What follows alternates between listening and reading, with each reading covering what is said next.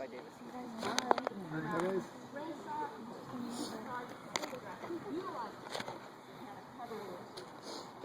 that's what training is all about. So now she's going to take out Chloe, who again is another sister. And Chloe is a year and a half, so she's a little bit further along. And yes, if you saw the first demo, Gemma's already come down a notch or two from her intensity from the first one. This is another thing that Kurt's are handy for. Impromptu meet.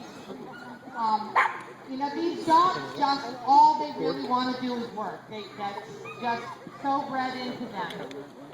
You can be, you know, the hardest thing you can be petting them and giving them attention, but if there's sheep out there, they want nothing to do with it.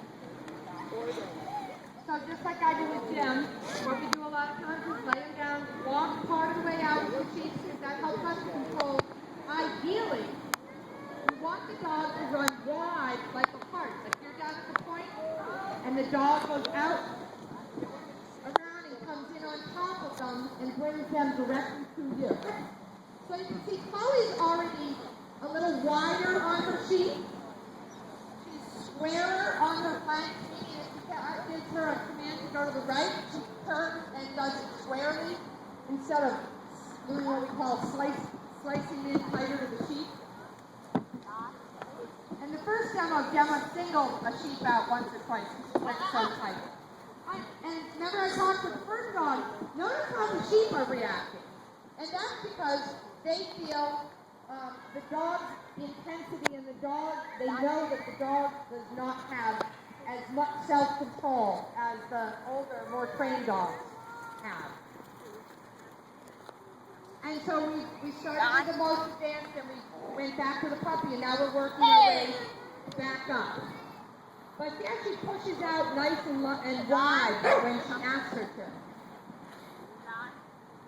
And she just steps across that balance point and she pushes off of her around the other direction.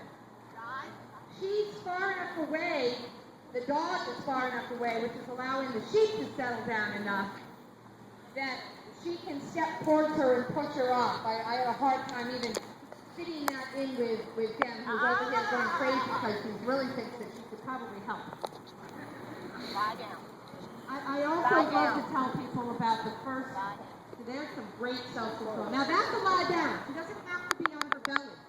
She has to be stopped. Lie down. Lie down. Some dogs, and also dogs will sometimes choose to lie down or stand up depending on the sheep. They will read their sheep and know that they may need to stay on their feet to keep the sheep there, that if they lay down, it will take off too much pressure and the sheep will bolt. We quite often with young puppies, when we first take them out, play a game called Catch the Puppy, because as we're trying to teach the young pup to get started, and all they want to do is keep the sheep to you, you can imagine it's pretty hard to get to your dog, because you're trying to get to your dog and they're constantly balancing off the sheep. So you're going back and forth and we have to back up to a fence line. And then you're trying to see the dog. A lot of times that's when we teach them to lie down, because they will automatically